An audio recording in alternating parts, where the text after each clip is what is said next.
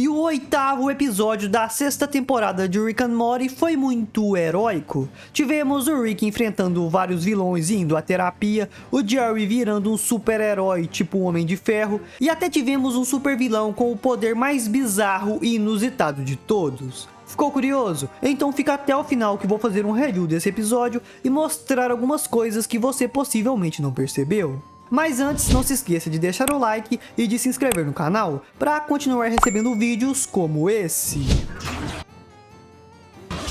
O episódio começa de uma das melhores maneiras possíveis, com Morty enfrentando um exército de polvos e o Rick lutando contra seu maior inimigo, o Senhor Resplendor, ou Mr. Nimbus no original. Aparentemente, o Rick havia construído um forte para o Morty na beira da praia, o que supostamente violava o tratado que ele havia assinado com o Senhor Resplendor de não se aproximar do mar. Então, depois de uma luta acirrada com muitos socos, várias sarradas e a destruição de um navio petroleiro, Rick resolve explodir seu forte só para não dar o gostinho da vitória ao seu inimigo. No entanto, era exatamente isso que o Senhor Resplendor queria. Então ele simplesmente vai embora muito satisfeito com o resultado de tudo. O que faz com que toda aquela luta não tenha praticamente nenhuma importância para o resto do episódio. Mas quando Rick e Morty estavam indo embora, aparece um novo inimigo, o Magneto Cookie, que claramente é uma referência ao Magneto do X-Men. Porém, ao invés de controlar o magnetismo, o Magneto Cookie controlava apenas ingredientes de cookie. À primeira vista, isso pode parecer um poder idiota, mas como o próprio Morty menciona, é um poder muito perigoso, já que ele conseguiria controlar a maioria das comidas que existem pelo mundo.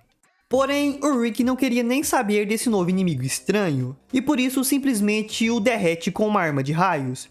E na dublagem brasileira, depois que ele faz isso, o Rick ainda solta a seguinte frase: "Cookie é bom, mas ninguém dá." Os entendedores entenderão o que ele quis dizer. Rick então justifica seu comportamento dizendo que não aguentava mais enfrentar vilões patetas estilo anos 90, porque ele não era o Chick. Pra quem não sabe, o Chick é um herói maluco que se veste como um carrapato azul e sai enfrentando vilões bizarros, como por exemplo esse cara com cabeça de cadeira. O Chick já teve história em quadrinho, desenho e até uma série com atores reais. Mas, de volta ao episódio, Morty sugere a seu avô que ele deveria rever as coisas que estava fazendo, para poder entender o que estava atraindo todos aqueles caras bizarros. Mas, como estamos falando do Rick, ele obviamente se recusa a fazer isso. Porém, um novo inimigo aparece, o Senhor Calypso, que é uma paródia desse vilão aqui do Superman, que tem um nome tão estranho que eu não faço a menor ideia de como se pronuncia. E uma coisa que me chamou muito a atenção foi que na dublagem brasileira, quando o Senhor Calypso começa a se apresentar, ele acaba falando "A Lua Me Traiu", que é uma referência à música da banda Calypso.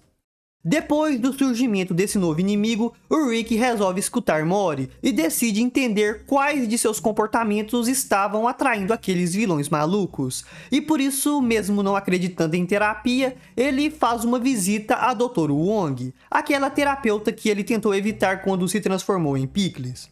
Mas é claro que o Rick não deixou o Senhor Calypso fugir e o prendeu em uma cápsula que removia fluidos corporais e ainda o levou para que a terapeuta entendesse melhor o seu caso. O problema é que o pequenino não aguentou a tortura e acabou morrendo. Depois de escutar as reclamações de Rick, a Dr. Wong sugere que se quando ele derrota um vilão, outro aparece para desafiá-lo, ele simplesmente deveria passar a ignorá-los para ver se eles paravam de aparecer. Rick acha essa ideia estúpida, e por isso a doutora faz uma espécie de jogo mental com ele, e o convence a ficar uma semana inteira ignorando todos os vilões malucos que aparecessem, apenas para provar que ela estava errada. Quando volta para casa, Rick conta para sua família sobre isso aí da terapia, e todos ficam muito surpresos com o fato dele ter aceitado seguir o conselho da terapeuta. Porém, o jantar da família termina sendo interrompido por um novo vilão, o Mestre do Mijo, que queria ter uma luta com Rick. No entanto, assim como havia prometido, Rick o ignora completamente. E por isso, para chamar a atenção dele, o vilão começa a jogar mijo na casa e a falar que queria fazer Golden Shower com a Summer. Apesar dessas provocações, Rick permanece calmo, mas Jerry se revolta com as coisas obscenas que haviam sido ditas sobre sua filha, e por isso ele resolve ir tirar satisfação com o vilão. E como o poder do mestre do mijo era basicamente jogar mijo nas pessoas, Jerry consegue lutar de igual para igual com ele, enquanto era filmado por todos que estavam na rua. Porém, depois que Jerry pega um enfeite de flamingo de seu jardim, ele consegue virar o jogo e passa a espancar com facilidade o mestre do mijo, enquanto ele implorava por misericórdia. E para completar, Jerry ainda o arrasta e o obriga a se desculpar com Summer, o que faz o vilão fugir chorando. Depois disso, todos passam a ver Jerry de uma maneira diferente. Summer fica orgulhosa em chamá-lo de pai, Beth começa a se sentir muito mais atraída por seu marido e até o Rick parece ter começado a respeitá-lo um pouco, já que usou sua tecnologia para curar os ferimentos dele. Mais tarde, o vídeo da luta de Jerry viraliza e se espalha por todo o universo, e Rick o avisa que por causa disso, vários idiotas começariam a aparecer para tentar derrotá-lo e conseguir um pouco de fama. Logo em seguida, duas orbes misteriosas aparecem no quintal da casa e se transformam em dois aliens, que se apresentam como membros de uma organização galáctica que lutava contra o mal, e dizem que depois de terem visto o vídeo de Jerry, queriam que ele se juntasse ao seu grupo de heróis, e por isso dão a ele um orbe de prata. Sem pensar duas vezes, Jerry aceita o convite e pergunta para os aliens como deveria usar aquele orbe, e os aliens dizem apenas para ele confiar em seu coração, que ele saberia como usar os poderes do orbe. Porém, o coração de Jerry não sabia de nada, e a única coisa que ele conseguia fazer era ligar o micro-ondas. E por isso, sem saber mais o que fazer, ele resolve pedir a ajuda de Rick. Inicialmente, Rick não queria ajudá-lo, mas depois de muita insistência de sua família, ele acaba construindo para Jerry uma armadura estilo Homem de Ferro, que conseguia canalizar a energia do orbe, e podia até destruir um planeta. Animado, Jerry usa sua nova armadura para rastrear atos malignos pela galáxia, e com isso descobre que vários Hitlers estavam se reunindo em um planeta. Eles tinham formado uma espécie de Conselho dos Hitlers, e o grupo era formado por um gorila Hitler, um charada Hitler e até tinha um velho humano, que provavelmente deve ser o Hitler da Terra. Jerry então aparece para deter os planos malignos deles, e chega com uma música tema que me lembrou muito a do Superman. No entanto, depois de ser atacado, Jerry acaba se atrapalhando, e sem querer ele ativa um canhão e destrói todo o planeta. Porém, para sorte dele, todos que estavam naquele lugar eram Hitlers, prontos para começar seu próprio holocausto em mundos diferentes. E por isso, Jerry termina sendo considerado um herói galáctico, conhecido como Pai Flamingo. Muito revoltado, Rick vai atrás da terapeuta e conta que depois que ele seguiu os conselhos dela, Jerry deu uma surra em um vilão e agora era um herói galáctico que matava Hitlers e ainda por cima era amado por todos.